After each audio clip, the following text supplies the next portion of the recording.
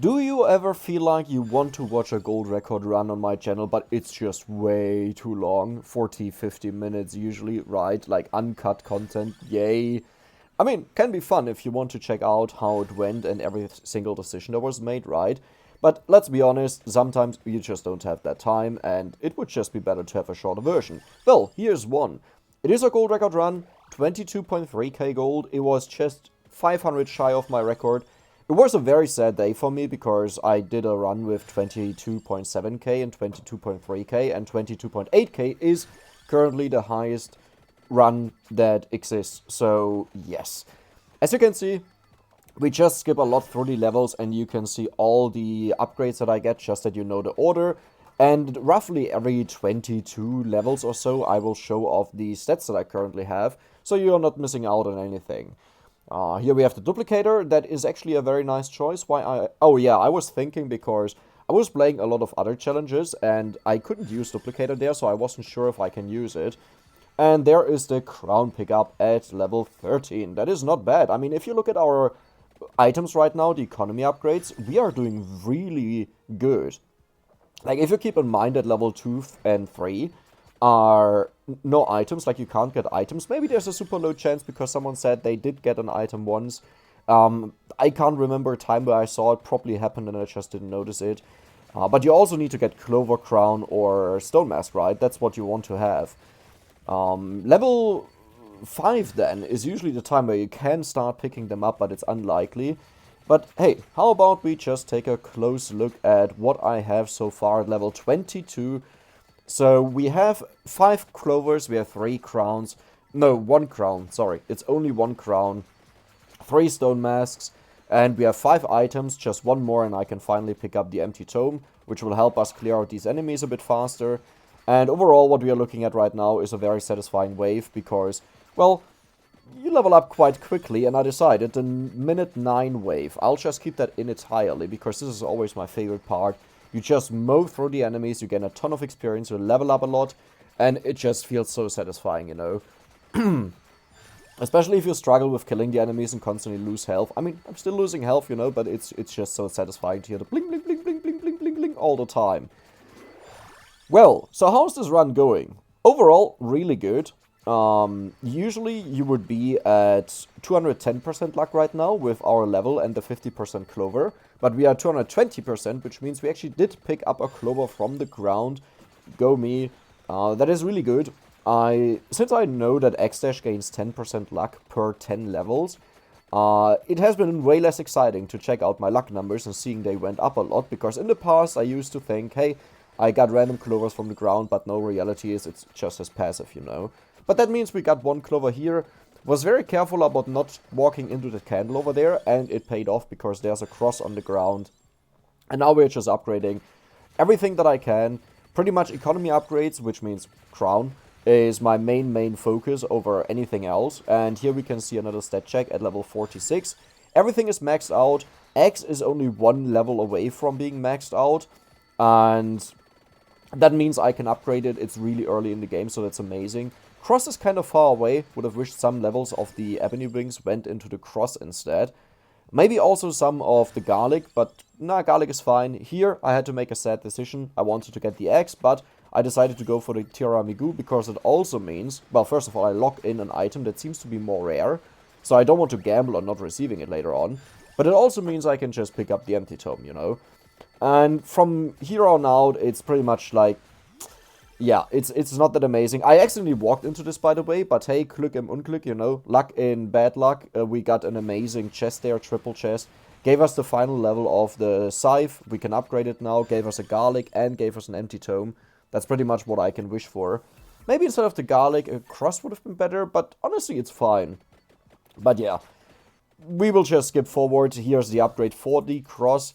And the waves here are rather difficult. I have to wait a lot to just walk through them. And I'm just cleaning up the place, you know. The one thing you don't want to have is freezes once you collect all the crosses to kill the minute 29 wave. Because it delays your progress a lot and it just hinders how much experience you'll get, because you want to have a full level, like, filled out with enemies and then just nuke them with the cross. So, yeah, we are hitting the 20-minute mark, and I'll just show you what it looks like right now. It's going well as long as we have the fire, but once the fire is gone, it's not that great. It's rather a very, very slow and painful progress. I have a candle up there that is visually stuck. It can still spawn, so that's not a problem, but it always leads to me thinking there's a candle, and I try to get there, and I waste a couple of seconds every single time. Also, I feel like... There's another candle stuck down there, by the way. I feel like when these candles get stuck, it's just, as I said, a visual bug. I feel like something changes in the game. And if you just keep watching, especially later on when I don't cut anymore, count the amount of candles that I get there compared to like 10 minutes ago or so. It's less than I got there, and it will show in the end screen. Because I got certain items that I got a ton in the beginning, and I was ahead of the curve. I rarely got them because of the low candle spawn rate. But I would say let's just go to 25 minutes, 24 minutes. Yeah, this is the witch wave that starts spawning. This is where the spicy stuff starts appearing, because we kind of get overrun by the enemies, and we have to be very careful to not lose our shield. Mainly because at 25 minutes a boss spawns that is very hard to deal with. Doesn't take knockback. And yeah, as you can see, there's not a single candle down there except the broken one that doesn't work. So I'm like, where are my candles? Like, I see 2 candles over there. Accidentally walked into a chest. Good job, me. No, this was intentional, right? To get the laurel back up. And just to have it maxed out for it to recover very soon. But yeah, do you see how little, like, how small the amount of candles is right now on the map? We have like 270% luck right now, I think. Maybe it was 260, I couldn't see it. But there are barely any candles. Do you see that? Like, nothing. Like, sure, the scythe will destroy them if it gets there. But it's actually not that likely that a scythe hits them that far away. And it's just, I'm like, dude, why are you doing this to me? This has been going on for a while, by the way. And I was so ahead of gold. If you just skip back and look at my amount of gold and take away the chest that I picked up, the triple chest, I barely increased the amount of gold that I had compared to what it should have been. But it's still going fine, you know. We opened, I think, 3 chests so far. Got 5k gold out of it, so it's not that bad. There's still a lot on the ground. But I just don't see any candles appear, and I'm like, dude, you gotta be kidding me. And maybe, you know, maybe I'm just imagining things, and maybe it was the normal rate of candle spawning. But someone else also posted a video where something really weird happened in the game, where enemies just stopped spawning for 3 minutes. He was doing a kill record run, he was like on a super good pace, and suddenly for 3 minutes no enemies were spawning anymore. So, yeah. I think that kinda ruined this run. Not gonna lie, this run was one of my best runs I had lately. As in how fast I got the economy upgrades, that I actually got a clover drop, and I think in total I got like 3. And it was a very, very solid run. This could have easily been a 24k if it wouldn't have stopped spawning the candles properly. Now if you think 3 candles down there are a lot, no. X-Dash spawns like a candle every 2 seconds. Pretty much every 2 seconds. If you go into debug mode and you put him on this luck amount at the very beginning, and you zoom out very far, pretty much every 2 seconds he spawns a candle. So if I don't break 30 candles a minute, you know something is going wrong. And there is a way to force the candles onto you. If they spawn far away, then just wait another 2 seconds and it will despawn the ones very far away and put them very close to you. Which is very nice, right? You don't have to move away that far. But that also means at one point it should start spawning them every single 2 seconds in front of you. Doesn't happen. Sad life. So here I'm a bit debating, arguing, should I open the chests or not? And I'm like, maybe, you know, I just keep them on the ground, it's fine. But it's a very difficult decision. If you get overrun, if you don't get to the chest, you have so much in your mind. You have to keep breaking candles, you have to pick up the chest, you have to survive, you have to look for crosses that get dropped while everything is filled out with enemies. And I think here I decided, hey, it's 27 minutes, I think I'll just open all of them. We are only 2 minutes away where the really spicy stuff starts, where you can mess up most of what's going on. This was streamed on Discord, on the Vampire Survivors Discord, and it was just a random attempt, right? It was not meant to reach anything, it was not fully concentrated or something like this, which I'm sad about now, because I should have just went into my Excel sheet that I have prepared, where I can type in where the crosses are dropped, where the orb suckers are dropped, the experience orb suckers, the vacuums, that's how you call them. And, you know, then I would have fully known what path to take, because usually I take, like, just a minute off before the 29-minute wave, around 28:30, and think about what path is the most efficient path to take. How can I avoid most of the freezes on the ground, because they are really bad. And I think later on we'll even see how it really messed me up. The freeze messed me up really badly. Was super sad, because I probably would have actually broken the record. Not with a lot, but with a 23k probably. And it gets even worse, but hey, let's not spoil ahead too far. Overall, so far, quite a solid run, 9.5k gold, not amazing, but there are still bosses on the map, and there is another chest. It's the first Penta chest of this run, as well as the last one. Not a lot to spoil here, right? The chance of getting a Penta chest is insanely low if you have high luck. While it increases overall the chance that you get a Penta chest, it also guarantees that if you don't win that roll, then you will get either a triple chest or a one-time chest, like just a basic chest, right?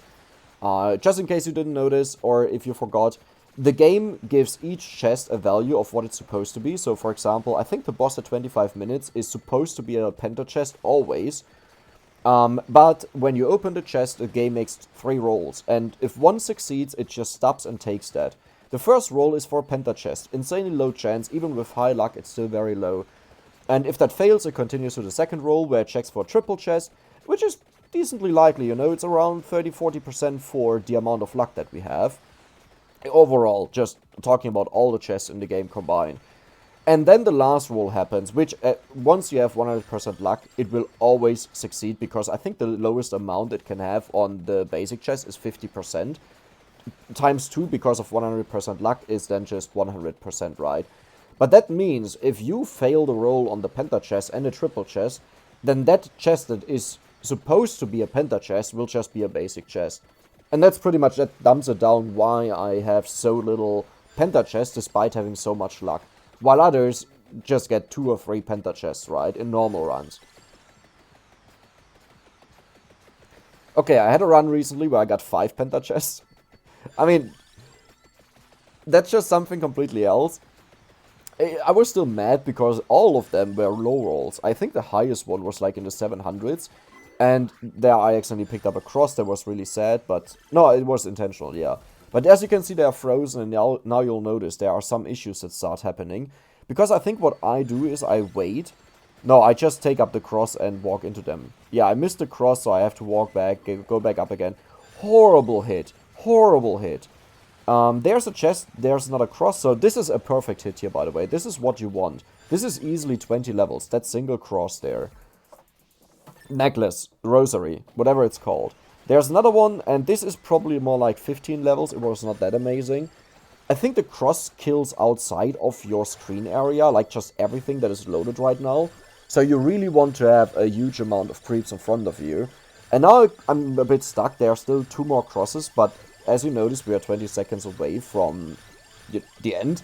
So I'm panicking a lot, because I have to pick up 2 crosses, I think, if I remember that right. I have to pick up the attract orb, and I'm just sitting here and watching how the seconds slowly pass by. So I think up here was a cross. Yeah, there was one. And there are 2 more crosses. Horrible timing by me. No, there are 3 more. Oh my god, there are so many crosses. Like, imagine if I actually didn't fail here and I managed to pull this off. This would have been absolutely insane. I probably would have even beat my 151 level record. But yeah, they're all frozen, they didn't move into me. I had to move into them, and while they're frozen, they don't technically die. Like, you still see them. They are dead, they dropped their experience, but it looked like they are still around. So it's really hard to judge, where do I have to drop the cross to kill them? And now it's just gambling with death, you know? Just running around. Right now, if I die, I think we go up to, what is it, 500, 600, 800, 900 gold?